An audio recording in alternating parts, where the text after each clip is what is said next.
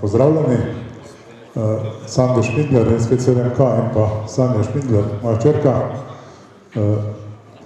diplomantka arhitekture. Običajno na Radio Materi govorimo o radiomaterskih gradnjah, v mislih imamo kakšen elektronski sklop, vzamemo spekalnik, nekaj zalutamo in rečemo, ta je naša radiomaterska gradnja. Biva bomo tokrat danes govorila o čisto pravi radiomaterske gradnje, o katerih se mi zdi, da nekako radiomaterje kaj dosti ne govorimo. Povedala bova nekaj o tem, kako smo v Radioklubu Ptuj pristopili k izgradnji naše nove postojanke, kakšen je bil spet okoliščin, da nas je pripeljalo do tega in pa seveda kasneje Sanjina predstavitev diplomskega dela. Torej, Radioklub Ptuj že 63 let uporabljamo, od leta 1955 uporabljamo zahodni stolp Ptujskega gradu. Leta 1955 je takratna ptujska oblast dala klubu v najem, brezplačni najem te prostore. Torej, prostori se nahajajo v pritličju in skozi vsa ta leta je bil razvoj kluba vezan izključno na delo iz te lokacije. Dominantna točka nad Dravskim poljem, cirka 60 metrov je višinske razlike med terenom na gradu in pa Dravskim poljem, antena na višini 25 metrov, v preteklosti je to bilo odlično izhodišče za mnoge lepe rezultate, razvoj kluba. Osvojili smo Honor All Day XCC, udeleževali smo se tekmovanj, dosegali lepe rezultate, sodelujemo tudi v Aronom mrežju, vendar pa gre za kulturno dediščino. Skozi vsa ta leta so že bili pritiski na nas, da bi umaknili anteno z gradu, ampak smo nekako vse te stvari odbili, preživeli do danes.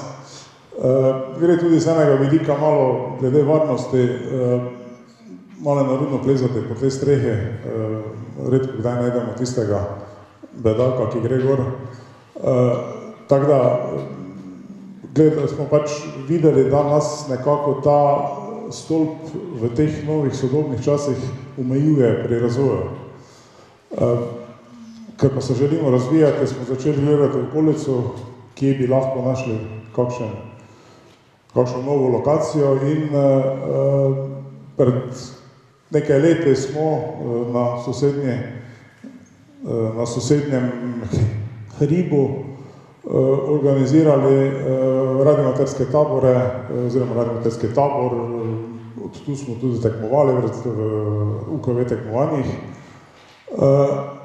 Gre za Gomilo. Gomila je na drugi najvišji vrh v mestni občini Ptuj, od centra mesta oddaljen cirka 4 km. Sama mikrolokacija je pa sredi vinograda. Najbližje hiše so oddaljene 300 do 500 metrov in idealna lokacija za postavitev postojanke, če ne bi šlo za kmetijsko zemljišče. Začeli smo se pogovarjati z zakupnico tega zemljišča, ker lastnik zemljišča je Republika Slovenija, upravljalec sklad kmetijskih zemljišč in gospa Cestnik Danica ima ta vinograd v zakupu. Z njo smo se pač pogovarjali, navezali stike, jo povprašali, kakšne bi bile možnosti, da bi mi pač tu postavili en kontejner, pa mogoče kakšne začasne antene. In je bila kar navdušena in je rekla, hvala Bogu, se bo vse nekaj dogajalo. Ko smo imeli njeno soglasje, ustno smo povprašali na skladu kmetijskih zemljišč, če bi nam lahko dali v najem en tam trikotnik, ki je med vinogradi nekako mrtev, ni obdelan. Prišlo je do podpisa najemne pogodbe, s tem, da se je bilo potrebno pisno soglasje zakupnice, da lahko sklenemo to pogodbo z skladom. Hkrati smo se povezali, oziroma smo tako vedno povezani, ampak še posebej smo povprašali na upravi za zaščito in reševanje izpostave Ptuj, če bi nam lahko napisali kako mnenje o pomembnosti, potrebnosti take lokacije tudi za sistem zaščite in reševanja, ker namreč Ptujski klub je nosilec regijske ekipe za Podravje, za omrežje ARAN. In na osnovi tega mnenja smo na upravno enoto Ptuj vložili zahtevo za izdajo dovoljenja za nezahtevni objekt. S pojasnilom, da se sklicujemo, da gre za objekt, ki bo namenjen tudi sistemu zaščite in reševanja. In to mnenje uprave nam je pri tem kar dobro pomagalo in upravna enota Ptuj je našo vlogo zavrgla s sklepom in s pojasnilom, da gre za enostavni objekt, na kar smo se mi sicer sklicevali. Sklicevali se smo na člen v uredbi o razvrščanju objektov, kjer objekte, ki so namenjene obrambi in zaščiti in reševanju, do kvadrature 40 kvadratnih metrov in vse gradbene inženirske objekte do 25 metrov definira kot enostavne objekte.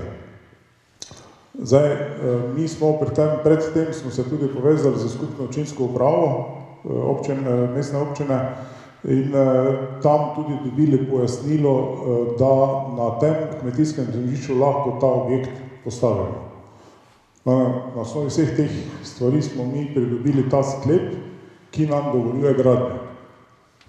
Projekt smo predstavili županu, prosili za finančno pomoč, kjer pa je nastalo vprašanje kontra, kaj pa je z anteno na gradu. Malo smo se sicer probali izgovarjati, da bo to nadomestna lokacija, kontest lokacija vsem tja, ampak občinsko vodstvo se ni dalo zmesti in so pač izrazili željo, da bi mi anteno umaknili z gradu, oni pa nam pomagajo pri izgradnji postojanke. Pač v klubu smo zadevo predebatirali in prišli pač do sklepa, da v to kombinacijo gremo, ker nam grad ne omogoča razvoja, ki si ga v prihodnosti želimo. In smo z mestno občino Ptuj sklenili ustni dogovor, da bomo anteno odstranili do konec letošnjega leta, če bo postojanka na dobili funkcionalna v polnem pomenu besede. Ko smo te zadeve nekako mleli, premlevali, se pripravljali, je hčerka Sanja ravno iskala temo diplomskega dela na prvi stopnji arhitekture in ker sem pač vesten radiomater, sem pač izkoristil priložnost in hčerki predlagal, da bi, ki ni radiomaterka, da bi našo radiomatersko lokacijo obdelala z arhitekturnega vidika, to pomeni, da bi nam ta kontejner oziroma dva postavila v to okolje in z notranje strani uredila, fasado, vse tako, s tem, da se pač pri tem nekako na stolpe pa vso tisto tehniko nismo ozirali, ampak gre izključno za arhitekturno videnje ene radiomaterske postojanke. Pa bi predal sedaj besedo Sanji, obrazloži svoj No, kot je že povedal, sem jaz bolj idejno zasnovo. Pač radiomaterska postojanka je neki taki mali objekt, funkcionalni, kar je zelo primerno za eno diplomsko nalogo, zato ker da ne rabim delati trgovskega centra, ampak pač neki manjši objekt. Gre pa za zelo lepo območje Gomile. Gomilo poznajo domačini po tej SBH-rovi kapeli, pa po zeleni cisterni. Mi smo tudi kot otroci večkrat hodili tja na pohode, pa mislim, da tudi danes vsak dan gre več ljudi tja na razgled, ker se vidi vse od Dravskega, Ptujskega polja, Boča, Donačke, pa tudi Ptuj se zelo lepo vidi. Je pa trenutno gor je ena taka mala klopca, pa nič kaj več drugega, čeprav bi lahko na primer Ptuj to dosti bolj izkoristil. Sama sem pri začetku diplomske naloge raziskala tudi pač oddaljenost. Do Gomile je 10 minut z avtom oziroma dobro uro peš, pa tudi več pohodnih poti gre mimo. Je pa Gomela bolj vinorodno območje, tam se vidi, da je veliko gozda, pa vinorodnega, tudi nekaj njiv, hiše pa so res oddaljene, tako da nikoga ne bi motili z svojim oddajanjem. Sem pa diplomsko nalogo razdelila na 4 območja. Zgoraj je območje B, to je pač mišljeno kot vstopno območje, neko parkirišče z informativno tablo, mogoče nekaj par besed, kaj je Gomila, samo za obiskovalce. Potem je to glavno območje, območje A, ki se tudi zdaj gradi, to je radioamaterska postojanka z 2 stolpoma, spodaj pa sta območje C in območje D. To pa gre za razgledno pot, pa za gostinski objekt z enim apartmajem. To sem naredila zato, da sem malo rešila diplomsko nalogo. Smo pa razmišljala, da bi tudi nastanitveni objekt lahko bil tudi za gostujoče radioamaterje, ki pridajo iz Slovenije ali pa iz tujine, ne? Da bi lahko gostili, pa tudi delali v tej tujski, pač od radiokluba postojanke. No, to je zdaj ta situacija z razgledno potjo. Gor je postojanka z 2 stolpoma, tu spodaj pa sta gostinski objekt in nastanitveni objekt. Jaz pa vam bom zdaj malo več povedala o radioamaterski postojanki. Tam se zgoraj vidi ta neizkoriščen trikotnik, teren je zelo strm, tako da, ko smo vedeli, da imamo 2 kontejnerja, smo pač prvo mogli razmisliti, če bo to zaporedno, ali bo to vzporedno, ali bo med se delala stopnica, ali kako se bo to temeljilo, ali bo to neka konzola, tako da smo na koncu prišli do tega, da še samo 2 zaporedno postavišče je najbolj elegantno, ker se samo naredi dodatna terasa. Pa še za sonce sem malo gledala, zato ker zdaj, če dečki delajo z ekrane, pa jim sonce notri v ekrane, ne, svetilih ni najboljše. Pa še zelo lepe poglede imajo, tako da smo vse te okenske kortine bolj na zahod prestavili, na severu pa ni. No, to je zdaj tudi bližja situacija. Ti 2 beli poti sta že obstoječi, to je za dostop traktorja na to območje, potem ta črtkana je lesena dostopna pot, pa potem 2 kontejnere, je pa še prostor za eno manjšo teraso. Ja, to pa je teren, pač kar strmo pada, tako raznoliko, tako da smo kar to eno teraso naredili, pa postavili temelje. Pri arhitekturni zasnovi, pač, ker se objekt ne rabi navezati na sosednje stavbe, ker pač nobene stavbe ni okoli, sem gledala, da se bolj naveže na vinorodno pokrajino, pa ker je to res en lep prostor. Na Ptuju nisem hotela, da bi zdaj to postavili kontejnere, pa 2 stolpa, pa pač Ptujčanom, kakokoli to zgleda, ne, bi mi bilo vseeno. Tako da sem se odločila, da postavimo 2 kontejnera, en je bivalni, en je delovni, med še se naredi sanitarni prostor, da ni glih sanitarija vključena v kontejner, ne. Pa potem, ko se radioamaterska postojanka uporablja, se vidijo kontejnerji, je to taka robustna arhitektura, pač radioamaterska, ne. Ko pa se ne uporablja, ker se ne bo uporabljala vsak dan, pa se paneli zaprejo, pa so pač leseni paneli, ki se zvijajo strto, pa pač malo zgledajo v vinogradu. Konstrukcijsko 2 kontejnera med se naredijo, pač kontejnera sta prefabricirana, zato se med mora narediti nekaj jeklena konstrukcija tla, strop pa stene. Izbrali smo 2 kontejnera, ki smo jih dobili, 6-metrska, pa 2,60 metra visoka, tako da višina glih ni nekaj, pač zelo mali prostor je, se pa postavi vse skupno 12 temeljev, pa okvir, ki nosi vodila za te fasadne panele, pa tudi zgoraj en okvir, pa še mora se razmisliti, kako se bo naredil sredinski del. To pa je zdaj tlores. Kaj lahko probam, če to dela? Aha, super. No, če je vhod, ne, je to delovni prostor, tu je za 6 ljudi, tako da komod delajo, mislim, da je prostor, da se ne stiskajo, zgoraj pa samo police za vse stvari, za te ojačevalce, linarje, pač to, kaj imate, radioamaterje. Jaz se ne spoznam preveč, ne samo Sama sem pač vprašala, kaj rabijo. Na tudi drugi strani pa se je mišljen zemljevid, ure, pohvale, priznanja, tako da pač je to neko delovno lepo okolje, vrata, da se zapre, da se ne sliši hrup iz bivalnega dela, sanitarni del z malim WC-jem in umivalnikom, ki jo loči omara, da še lahko nekaj notri pospraviš. Tu pa je bivalni del, kuhinjski element, čist mini, da se mogoče kaj sluha, če bojo delali 3 dni ali 2 dni skup. Zatem je pograd, 2 postelje, potem miza, ki bi se lahko malo, bi se podaljšala, če bi prišlo jih več, zato ker je, včasih so tu 3, včasih je 10, včasih je 20, pa sem pač hotela tako bolj fleksibilno.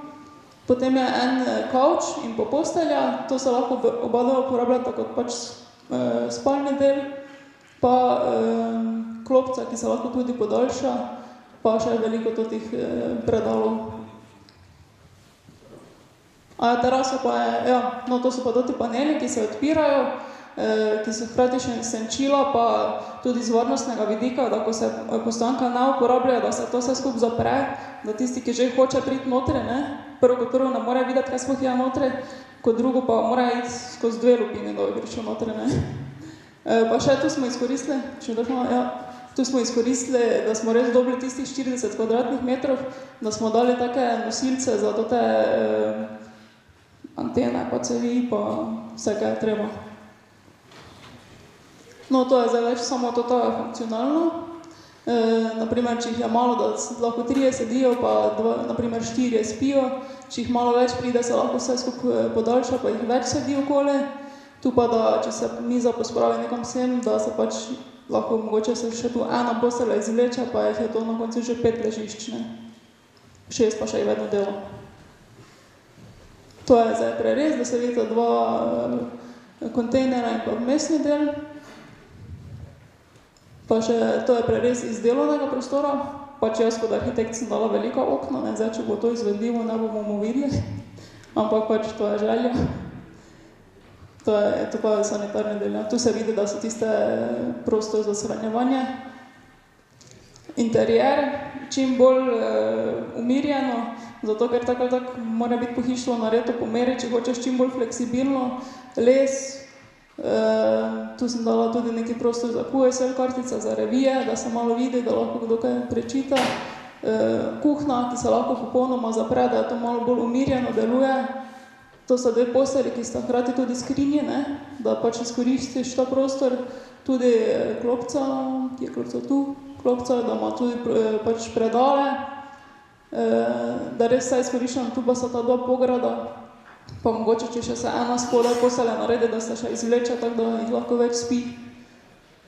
To so pač take.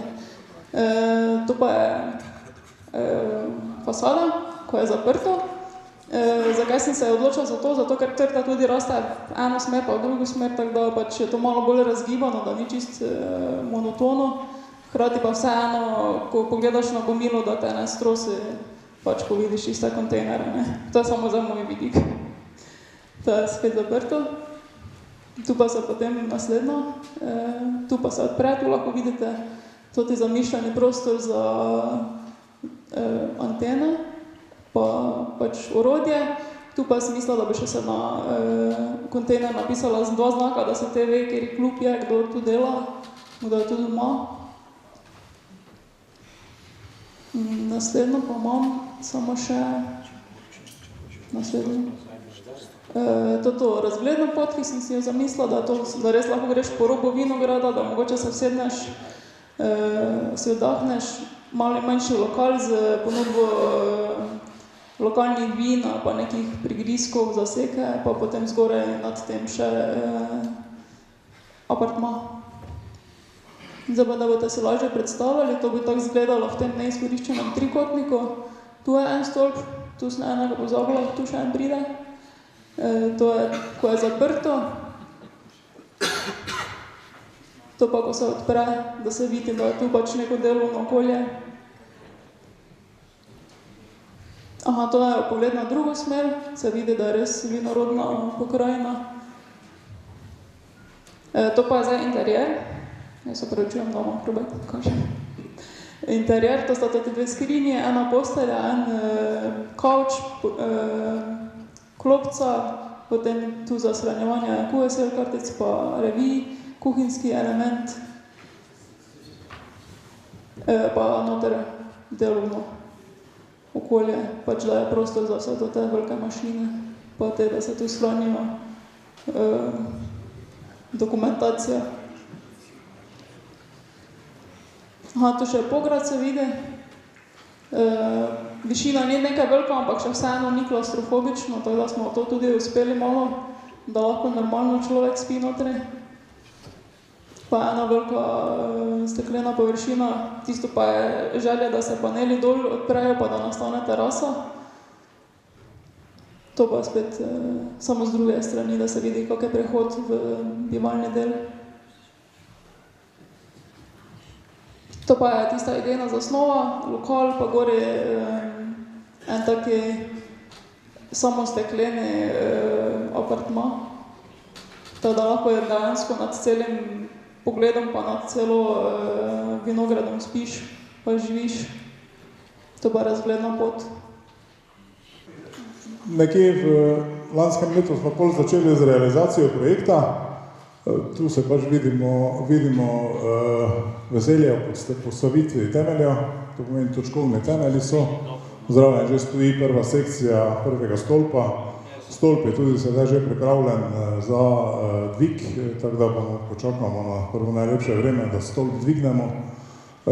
Prestavitev kontejnerov na lokacijo in pa zdaj skozi leto pol finalizacija, upajmo, da se bo vse izšlo tako, kot je Sanja narisala. To pomeni temelji objekta in stolpa so postavljeni. V jesenskem času smo isto položili 200 metrov elektroenergetskega kabla, pripravili vse za položitev oziroma pač je že kanalizacija za optiko, tudi pripravljena zraven in pa za vodovod. In v tem okviru bi mogoče želel še, ker pač gre za gradbeni objekt, mogoče malo ob tej celi zadevi podebatirati o novostih, ki nas pričakuje radiomaterija. Pomeni, mi smo se pri svojem delu pri iskanju dovoljenj za gradnjo sklicevali na uredbo o razvrščanju objektov, ne na pravilnik o telekomunikacijskih objektih, ker po tistem pravilniku lahko postavljamo stolpe do 10 metrov višine radiomaterije. 2. novembra je bil sprejet novi gradbeni zakon, ki bo stopil v veljavo za 1. junijem 2018. Ta novi gradbeni zakon je razveljavil marsikateri pravilnik, tudi med drugim to uredbo. Mi imamo pač to srečo, da smo začeli graditi oktobra, to pomeni, da gradimo po starem zakonu. Drugače bi mogoče ta zadeva zdaj bila malo bolj komplicirana. Do 1. junija je rok, do katerega bo država verjetno uredila podzakonske akte. Verjetno bo prišlo do sprejema kakšne uredbe, ki bo tudi razvrščala objekte po svojem namenu. Če bo prišlo do kakšne spremembe pravilnika o telekomunikacijskih objektih, ne vem, nimam informacije, ampak mogoče bi bilo zdaj v redu, da bi se Zveza radioamaterjev Slovenije aktivirala pri iskanju rešitev, mogoče kakšne ugodnosti za nas radioamaterje. Namreč, prejšnja uredba je govorila o zahtevnih objektih in 25, to pomeni stolp višine 25 metrov ali več je bil zahteven objekt. Potem sem sam smatral, da objekti do 25 metrov višine so ali nezahtevni, manj zahtevni ali enostavni. Na osnovi tistega člena tam zaščite in reševanja sem pač poiskal luknjo, jo pravilno ali pa na svoj način tolmačil uradnikom na občini pa upravni enoti in prišel do tistega sklepa o enostavnem objektu. Ampak da tega ne bi bilo potrebno delati v prihodnje, bi bilo v redu, če bi se Zveza radioamaterjev zdaj do 1. junija aktivirala in probala za nas Radioamaterja doseči neko ugodnejšo rešitev. 10 metrov stolpe po pravilniku telekomunikacijskih objektih za nas po moje niso rešitev, ker vseeno, če želimo razvoj, če želimo uspehe v tekmovanjih, rabimo višje stolpe. Stolpe nad 25 metrov se ne obremenjuje, najma vsake gradbene dovoljenje. Ampak kar pa se tiče do 25 metrov, pa bi mogoče na osnovi kakšne dobre prezentacije, na osnovi razvojnih možnosti zdaj za Radioamaterjev in pa Radioamaterjev lahko dosegli kakšno ugodnost v novih podzakonskih aktih. Ali je to v uredbi, ali pa mogoče v tem pravilniku telekomunikacijskih objektih. Mogoče bi bilo tudi smotrno, da Zveza Radioamaterjev, to so ideje izpred let, nekaterih nas Radioamaterjev, ki smo razmišljali o tem, da bi Zveza Radioamaterjev pristopila k izdelavi tipskih projektov za stolpe. Ne vem, 2, 3, 4 različne tipske projekte se izdela, na kateri se Radioamater lahko sklicuje, če ima dobro zaslombo v zakonodaji. Mogoče bi bilo v redu tudi, da bi izdelali kakšna priročna navodila za varno delo na stolpih. V redu je, se veste, danes nekaj se zgodi, vsi plezamo po stolpih, ampak ena je tista odgovornost, ki jo sam za sebe nosiš, druga odgovornost pa je nas, tisti, ki smo odgovorni za tiste, ki plezajo, ki smo pač predsedniki klubov. In bi bilo v redu, če bi mogoče imeli kakšna navodila, ki bi jih pač tudi sam Radio klub sprejel in potrdil. Mogoče v zvezi s tem tudi kakšna ugodnost pri kakšni zavarovalnici glede zavarovanja teh radioamaterskih gradenj. Tako kot imamo hranilnico delavsko, kot neko krovno banko, tako bi mogoče se dalo tudi glede tega kaj. Govori pa novi zakon o legalizaciji objektov. Verjetno marsikdo med nami nima urejenih dokumentacije za dosedanje stolpe. Mogoče še razmislek, da bi pa Zveza Radioamaterjev na nek način pomagala, poiskala možnosti za legalizacijo teh črnih gradenj po novem zakonu. Pač vem za primer na Ptuju, ko je gradbeni inšpektor pred 2-3 tedni naložil enemu od Radioamaterjev, da stolp, ki je višine 15 metrov, po 1. juniju legalizira na pač določen način. Mogoče bi bilo v redu, da zadevo na tak način rešujemo za tisto, kar je do zdaj bilo zgrajeno. No, te pa še bom dal samo zaključno besedo Sanje. Ja, mojo diplomsko si lahko pogledate na DPUM strani. Pač tam je malo več prikazano, imamo pa tudi en izvod tu, da če si kdo hoče pogledati, pa če se bo takdaj odločili za kako tipsko gradnjo, jaz imam čez 1 leto po pol magistrsko nalogo.